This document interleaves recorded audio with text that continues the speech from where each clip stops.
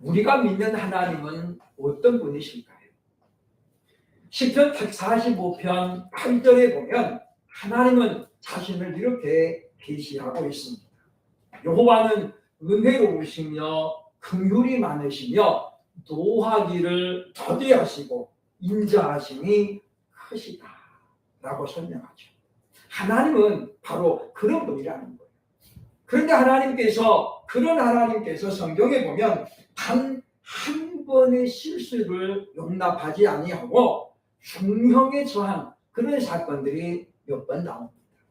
아담과 하와, 그리고 아론의 두 아들 나답과 아비후, 또 여리고성 전투에 승리했었던 아간, 그리고 신약에 와서 아나니아와 삽비라 부부. 이들은 보면 단 한 번의 실수로 생애가 끝납니다.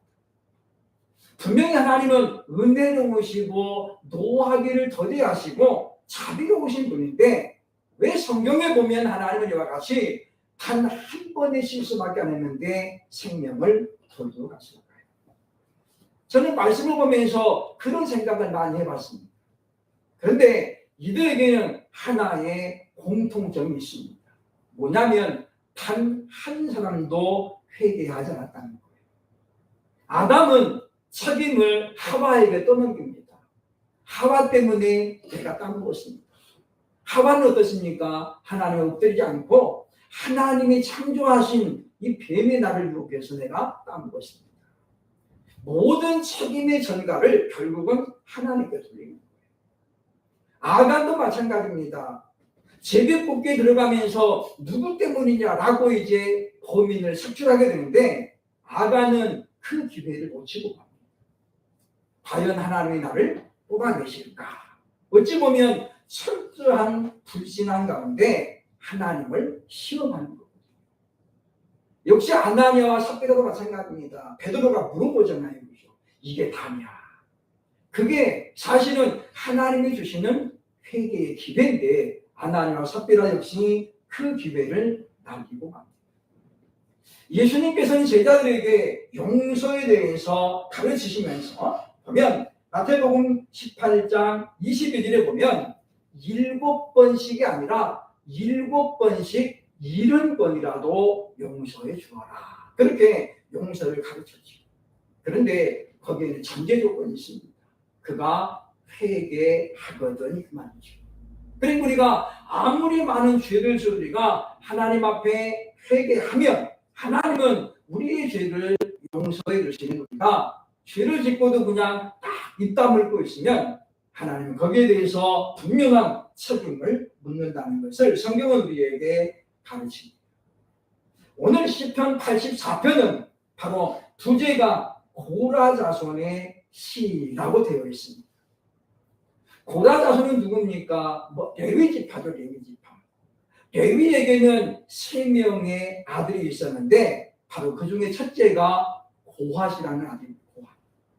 이 고핫에게서 모세와 아론이 나오거든요. 그러니까 이 레위인들은 전통적으로 보면 하나님이 특별하게 구별하신 지파입니다. 그래서 성막에 봉사하고 예배를 보좌하고 하나님께 예배를 드리는데 이 레위 지파가 전부 동참하는 거예요.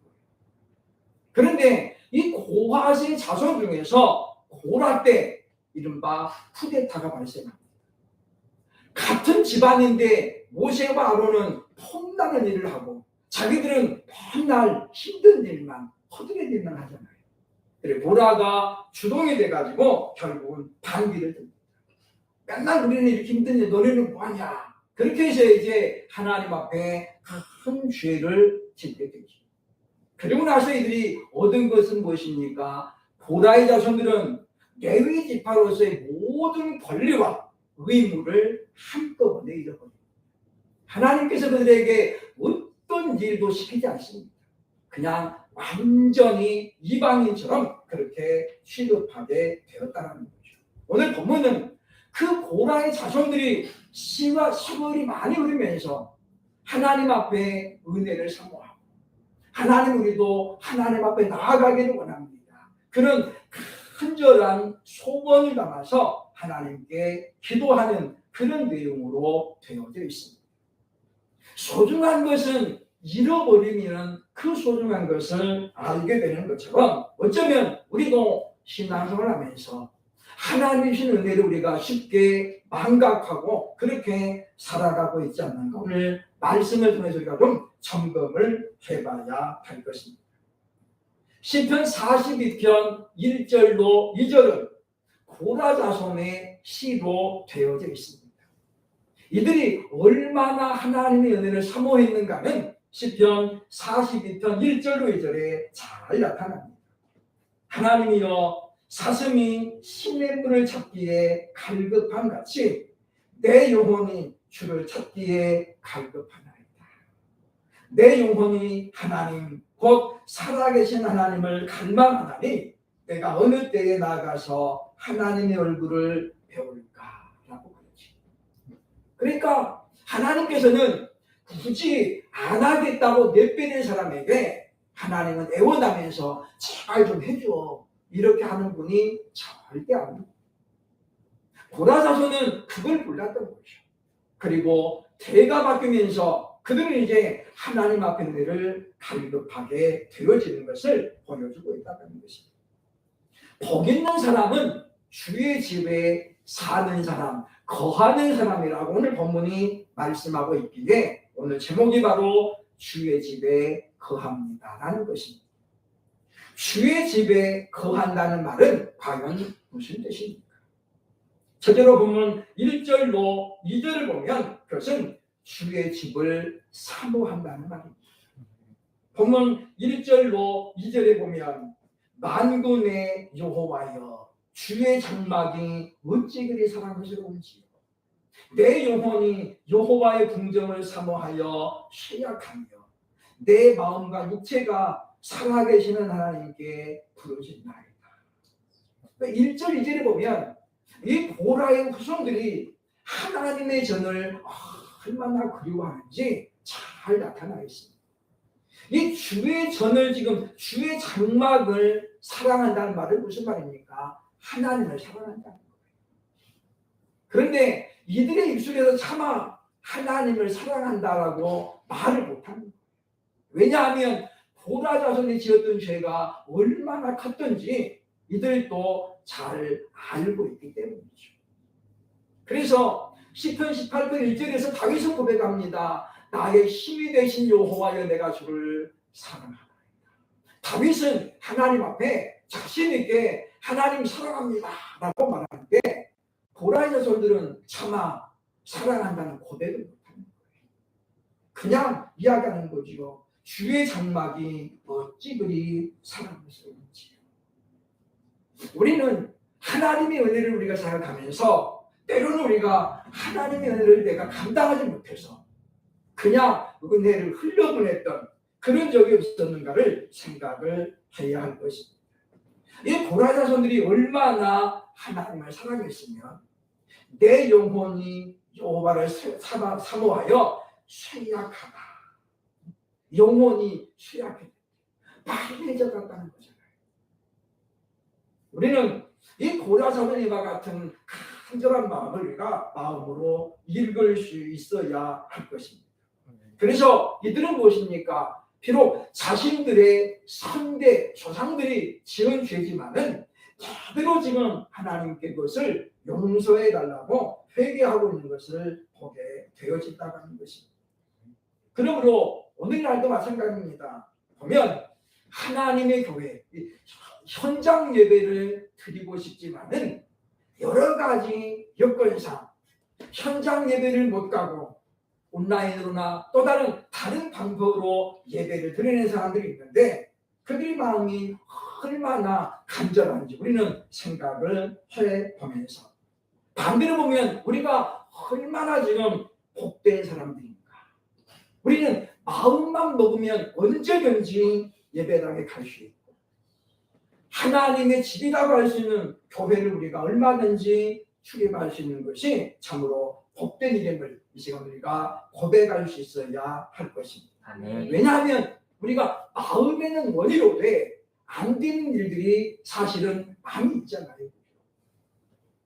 예수님께서 겟세마네 동산에 제자들을 데리고 올라갑니다. 11명의 제자를 데리고 가지요. 유다를 빼고. 그리고 그 중에서 3명만 따로 뽑았습니다. 베드로와 야고보, 요한. 8명은 중턱에 앉혀놓고 그 3명만 데리고 정상에 올라가죠. 그리고 말씀합니다. 내가 저기 가서 기도할 동안에 너희는 깨어있으라. 그러니까 12명의 제자들 가운데 1명을 뺀 11명, 그 11명 가운데에서 지금 또 3명을 죽였어요. 우리는 그들을 말해서 예수님의 수제자들이라고 부릅니다. 그러나 예수님께서 땀방울이 핏방울 되어 떨어지는 그렇게 기도할 시간에도 빼고 또 뺀 그들이지만 어떻습니까? 졸고 자고 있었더라. 주님 말씀하죠. 너희가 마음은 원이로되 몸이 따르지 않는다. 일어나라 함께 가자. 이제 그리고 뭐예요? 자고 쉬라고 말씀하는 것을 보게 되어집니다. 우리가 감사할 수 있는 건 무엇입니까? 우리는 고라사돈처럼 그렇게 지금 하나님의 동정을 사모하면서 우리 영혼이 쇠약할 만큼 하나님께 은혜를 구한 적이 별로 없습니다. 그죠? 우리 사실 예수 믿게 해달라고, 하나님 나를 구원해달라고 그렇게 부르짖어서 오늘 이 자리에 있는 사람이 과연 몇이나 될까요? 우리가 그렇게 간구하지 않았는데 하나님 우리에게 예수를 믿을 수 있는 기회를 너무나도 쉽게 주셨습니다. 그러므로 이 시간 우리도 참으로 이 주의 전을, 주의 집을 사모하는 마음으로 덕을 하나님의 은혜를 감당할 수 있는 저와 여러분 되시기를 주의 이름으로 축원합니다. 아멘. 둘째로 이 주의 집에 거한다는 말이 의미는 무엇입니까? 3절도 4절 보면 주의 집에 살고 싶다는 고백입니다. 개역 한글에는 주의 집에 거한다. 그리고 개역 개정은 주의 집에 사는 자라고 번역을 했습니다. 똑같은 말입니다만은 우리가 사모하면 보고 싶어지고 보고 싶은 보면 어떻습니까? 함께 있고 싶은 것이 인지상정입니다. 고라야서들은 아무런 제한 없이 마음대로 주의 집에 가면서 예배하고 찬양하고 기도하는 신앙의 삶을 사모하고 있었던 것을 오늘 본문 우리에게 알려주고 있죠. 3절로 4절을 말합니다. 나의 왕 나의 하나님 만군의 여호와여 주의 제단에서 참새도 새 집을 얻고 제비도 새끼들 보금자리를 얻었나이다. 주의 집에 사는 자들은 복이 있나이다. 그들이 항상 주를 찬송합니다. 오늘 본문에 고라사도는 자기들을 지금 무엇과 비교하냐면 보면 참새보다도 못하고 제비보다도 못한 존재라고 얘기하는 거예요. 왜냐하면 보세요, 그죠? 이 참새들 그리고 제비들도 주의 재단에서 흘러나오는 은혜로 살아가고 있다는 거잖아요. 근데 지금 자기들은 뭐예요? 우리는 그런 은혜조차도 지금 없습니다 라고 하는 거예요.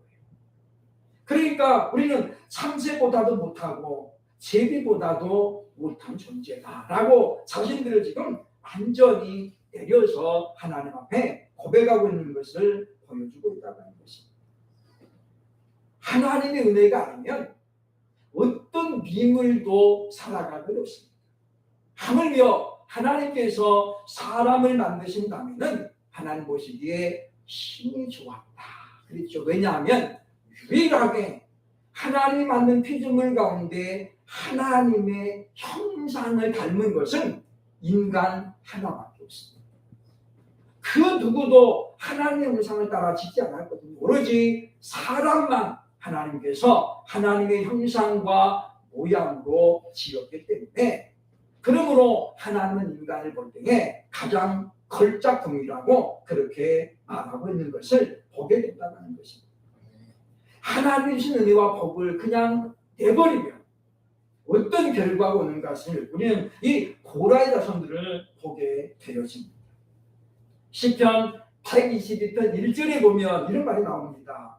사람이 내게 말하기를 여호와의 집에 올라가자 할 때에 내가 기뻐하였다. 사람들이 나보고 우리 함께 예배드리러 갑시다, 함께 찬양하러 갑시다 라고 말할 때에 내 마음이 기뻤다는 거예요. 그러니까 우리는 그렇기 때문에 우리가 다른 사람에게도 복음을 전하고 다른 사람에게도 예수님을 믿을 수 있는 기회를 우리가 주어야 된다는 거예요. 그것이 예수님께서 제자들에게 맡기신 지상대 명령이잖아요. 그러면 너희는 가서 아버지와 아들과 성령 이름으로 세례를 주고 내가 너희에게 가르쳐 분부한 모든 것을 가르쳐 지키게 하라. 그러니까 우리는 이 사명을 우리가 12사도에게만 주신 것이 아니라 오늘 모든 믿는 자에게 주셨다는 사실을 우리가 항상 자각하면서 우리도 고백해야 됩니다. 여호와의 집에 올라가자. 그러면서 함께 기뻐하고 함께 감격을 누릴 수 있는 그런 우리들이 되어야 되겠다는 것입니다. 그런 우리는 아직 우리가 건강할 때 우리가 더 주의 전을 가까이 하고 하나님의 은혜를 사모하는 그런 분들이 되어야 할 것입니다. 우리 전에 우리 권사님 한 분이 그런 말씀하셨거든요. 목사님, 이제는 성경을 아무리 큰 거를 봐도 글자가 잘 안 보여요. 방배동에 있을 때에 우리 권사님 한 분이 계셨는데 우리 조순희 권사님이라고, 그분이 우리 제가 신정동에 있을 때 우리 구역이었어요.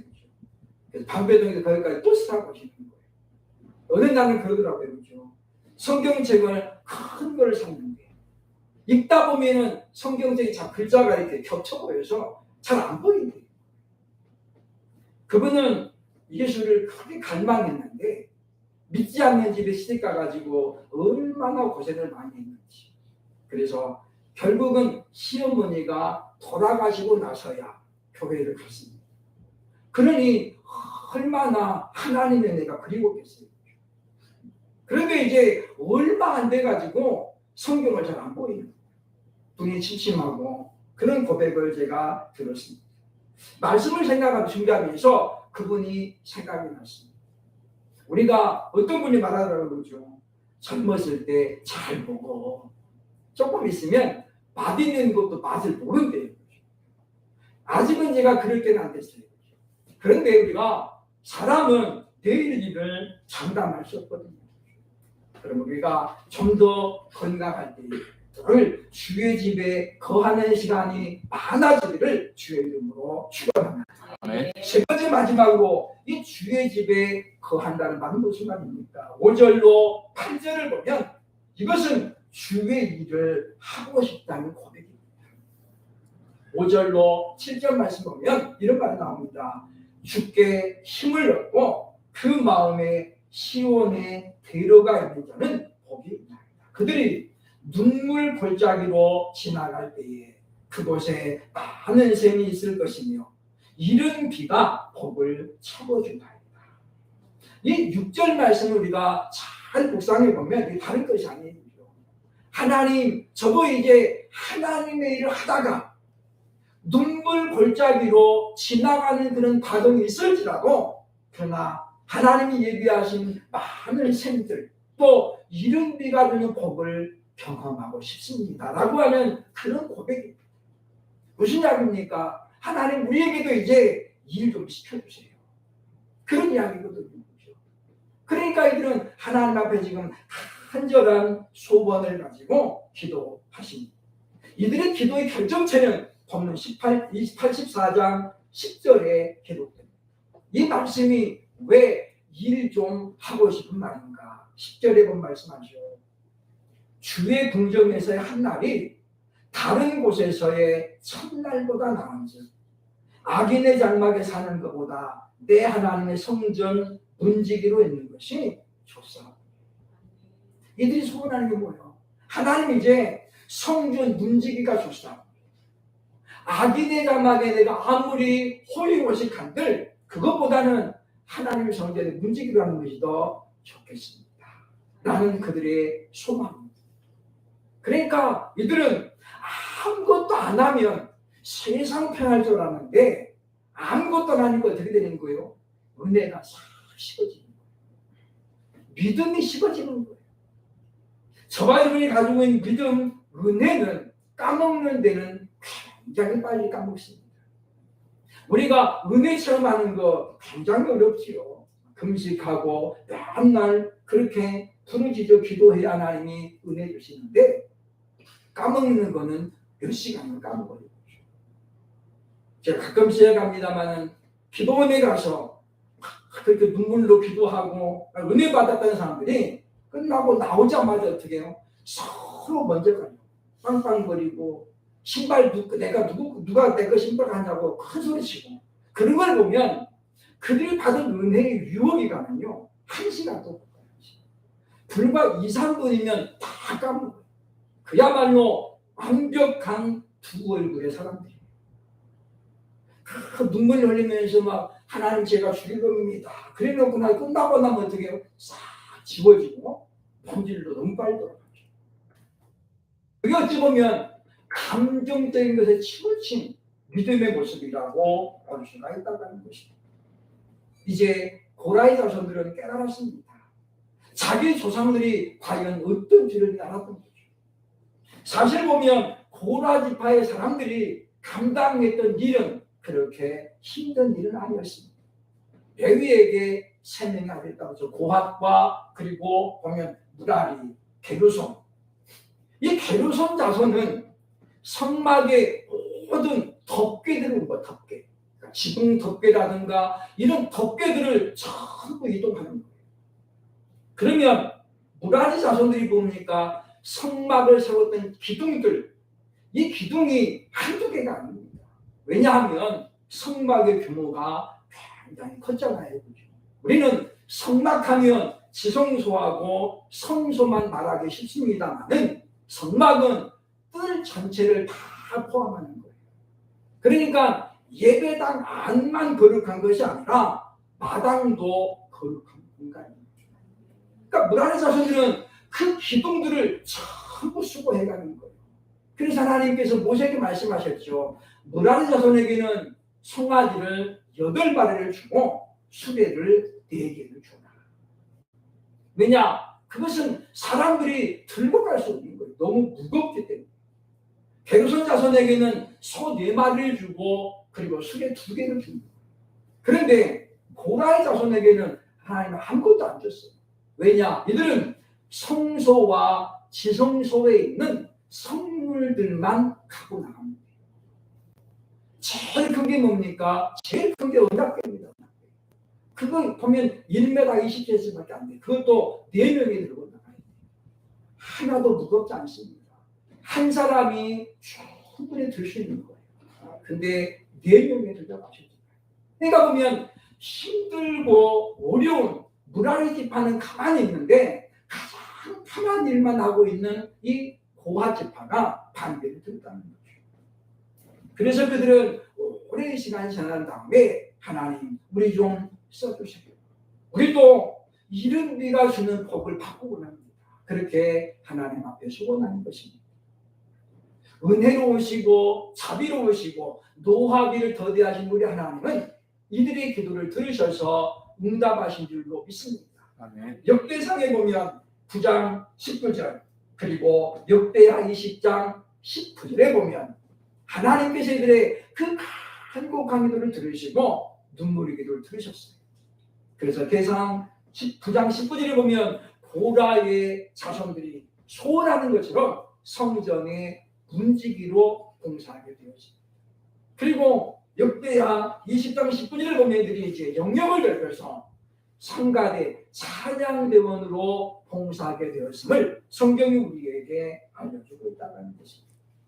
사랑 여러분이요, 우리는 이제 하나님의 은혜가 얼마나 귀한지, 우리가 세상의 모든 직분들, 세상의 일들 참 다들 소중합니다만은 그러나 하나님 주신 직분을 가지고 주의 일을 한다는 것이 얼마나 영광스러운 것인지 우리가 다시 한번 생각을 해야 될 것입니다. 다음 세대를 세우는 일들이 참 한국교회에 대단히 어려워지고 있습니다. 전국의 모든 신학대학교가 정원 미달로 지금 2023년을 받았습니다. 그 명문이라고 했던 대학들도 정원을 줄일 수밖에 없습니다. 오죽하면 지금 MDV 학생들이 다 지금 미달이라고. 어쩌면 그래서 이제 한국교회도 목사님들을 수립해 와야 될지 모르는 그런 참담한 상황이 있습니다. 가톨릭에서는 그래서 젊은 사제들을 모시기 위해 지금 아주 열을 내고 있다는 거죠. 열악한 환경들 뭐 이런 것들 때문에 젊은 사제들이 다 외면한다는 거예요. 참 시대가 많이 변했습니다. 그렇게 뭐 오래된 것도 않지만은 저희가 교육도사로 활동할 때는 어디 가서도 사례비를 물어보지 못했습니다. 교육도사 참여합니다. 그러면 그냥 뭐 어떤 거에 묻지도 않고 그냥 우리 갔어요. 그죠? 근데 지금은 제일 먼저 물어보는 게 뭡니까? 사례비 물어보고 그리고 주중에 교회 갑니까? 물어봅니다. 요즘 전도사님들은 주중에 교회 오라고 하면 안 갑니다. 왜? 너무 공부하는 게 힘들어서 수요일날도 안 가고 금요일도 안 가고 그래서 그냥 주일날만 가는 것으로 그렇게 하는 분들이 많다는 거예요. 제가 방배동에 있을 때 면접을 봤는데 우리 전도사님이 차를 큰 승용차를 끌고 왔더라고요. 그래서 제가 그냥 보니까 이건 안 되겠다. 그렇게 그냥 큰 승용차 끌고 다니는 분이 그것도 되겠어요. 그죠? 힘들어서 안 되죠. 우리가 그런 걸 보면서 참 세상이 많이 변했다. 얼마나 많이 편해졌습니까? 그런데도 불구하고 사람들의 불평, 불만은 계속해서 많아지고 있는 시대입니다. 하나님을 사랑합니다. 고라의 자손들은 하나님께 기도하는 것입니다. 주의 전을 사모하고 하나님 사랑합니다. 정말 이 고라의 자손들이 하나님에 대한 사랑 고백을 참아 못하고 주의 전을 그리워하고 주의 전에 가고 싶다라는 이 우회적인 표현 얼마나 그들의 마음이 부부절까 합니다. 우리는 오늘 말씀을 들으면서 하나님 과연 우리가 무엇이길래 하나님 우리에게 이와 같은 큰 은혜 주셔서 주일마다 우리가 예배할 수 있고 또 하나님의 귀한 직분 주셔서 봉사할 수 있도록 허락하신 얼마나 감사한가를 생각하면서 참으로 주의 집을 사모했던 고라의 자손들처럼 끝까지 하나님 일을 사모하면서 주님 맡겨진 직분을 잘 감당함으로 말미암아 주님 앞에 가는 그날까지 복 있는 자로 살아갈 수 있는 저와 여러분 되시기를 주의 이름으로 축복합니다. 네.